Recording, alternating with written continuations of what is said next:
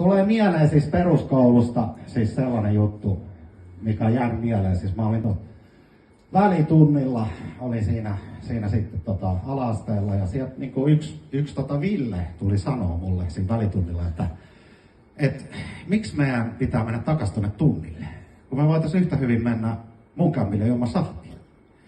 Niin mä sanoin hänelle, että se johtuu siitä, että mä oon 7 ja sä oot meidän opettaja. Se on vähän niin kuin sellainen. Mutta siis sanotaan näin, että metsästysmuoto, mä muistan kun mut vietiin ensimmäistä kertaa hirvimetsään.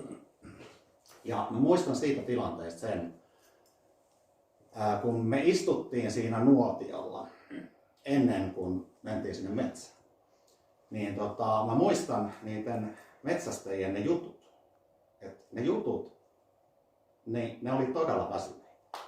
Ne oli niin väsyneitä, että mä muistan, että mä kuulin, kun 2 hirveä huusi sieltä metsästä, että please, ampukaa meidät. Ne oli niin väsyneitä.